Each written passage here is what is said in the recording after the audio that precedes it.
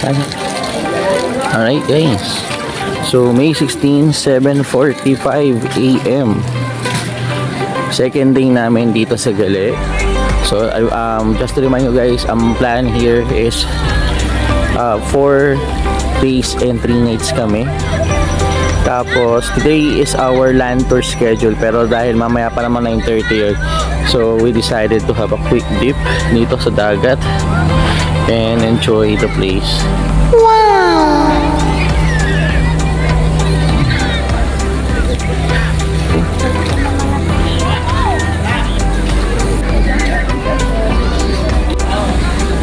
Ngayon guys, so kumuha lang muna kami na medyo malilim na lugar para ilapag yung gamit namin, and then ito.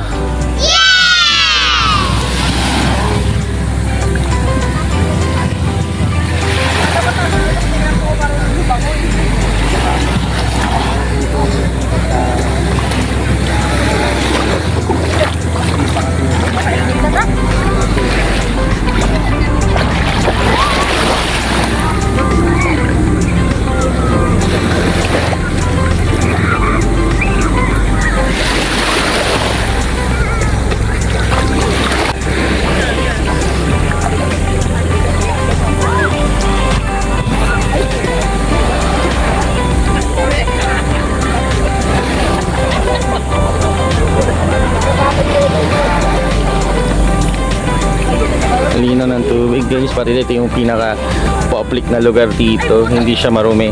Wow! I can't imagine pa nag-island hopping kami tomorrow.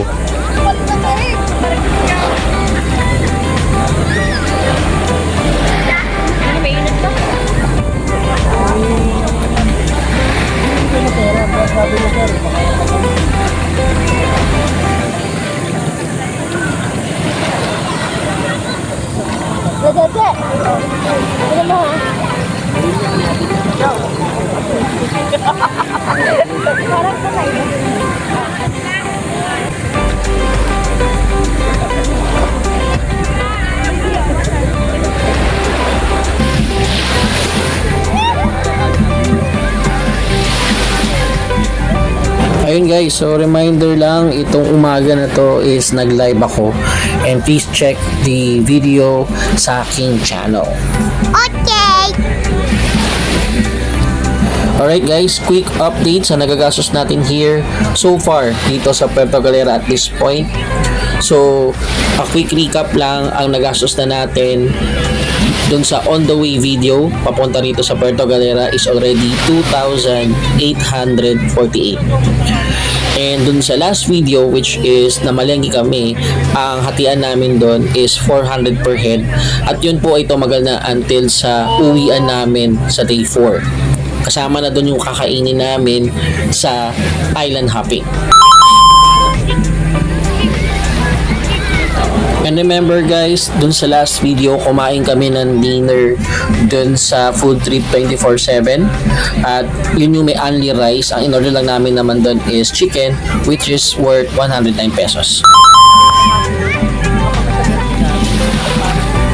Alright, so for the land tour naman, which is gagawin namin today, ang binigay namin sa kausap namin is 3,000 pesos.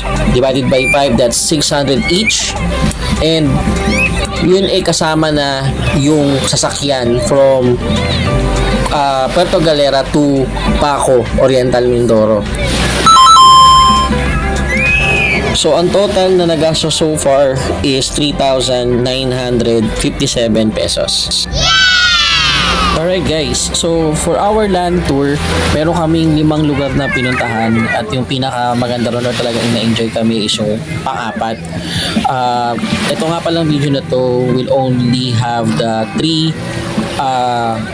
land tour or 3 sites na pinuntahan namin, kasi masyadong mahaba pag lahat ilagay ko sa isang video lang. Okay!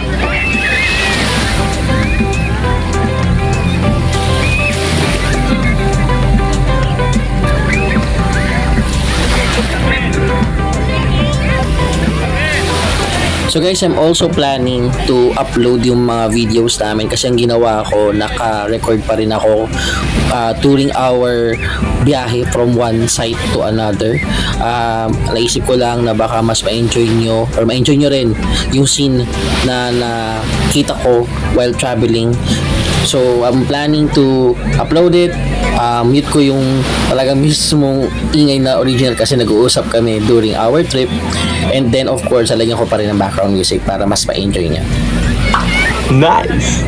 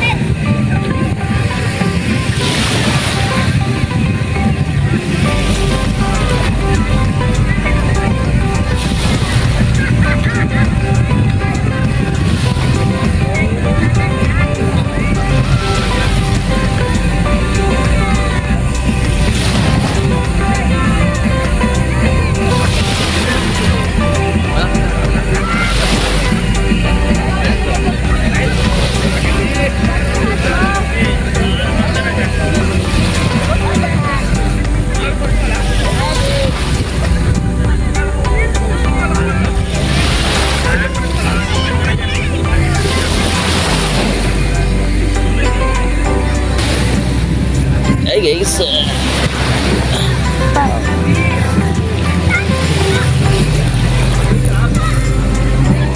yan, mga nakulik namin. Tara.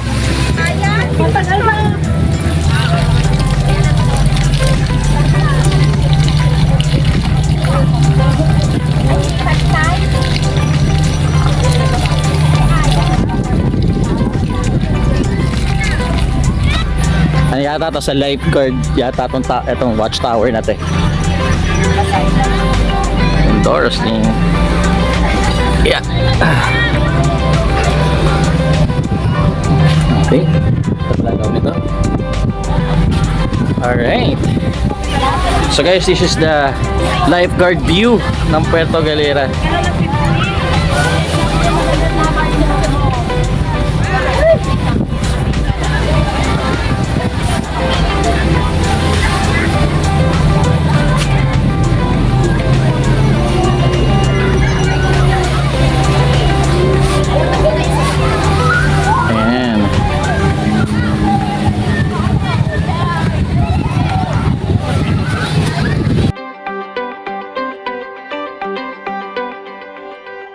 So at this point guys, nag-umpisa na yung lantern namin, nakasakay kami sa e-trike. So tara, enjoy natin to.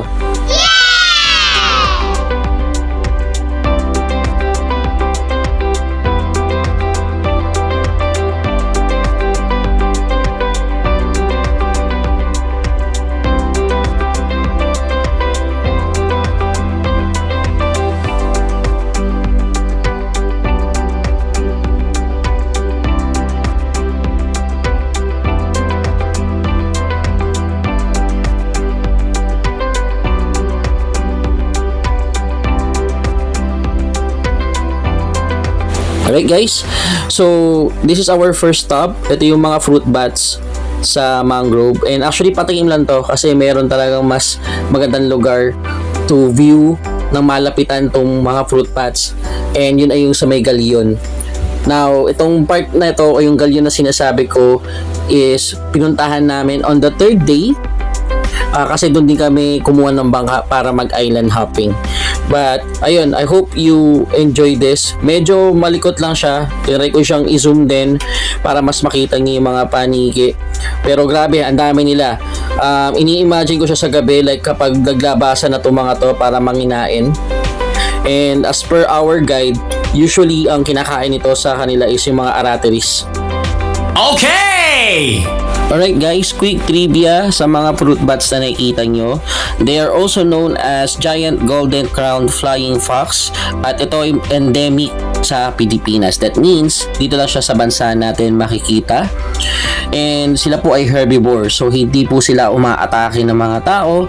And lastly, sa pang magandang information about them is that they can weigh up to 1.4 kilograms, which is third in the world. Wow!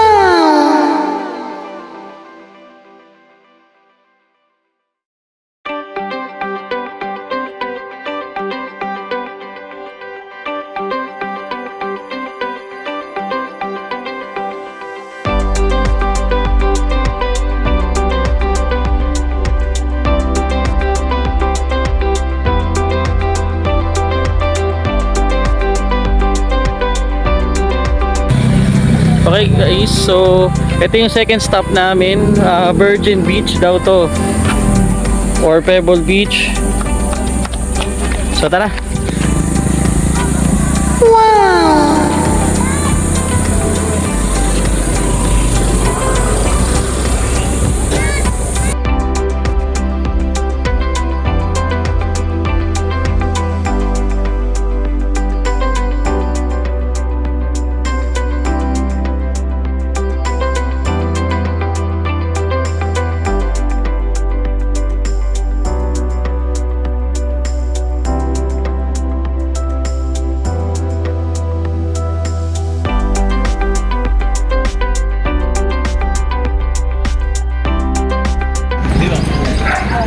Yun guys, viewing deck.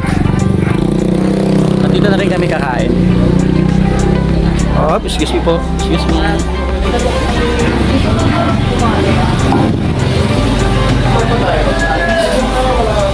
Nakuha niya na. Kompleto na kayo dito, madam.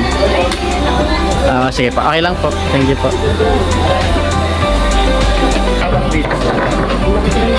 Sabang Beach Park, Cordillera yan. Thailand. Yan. May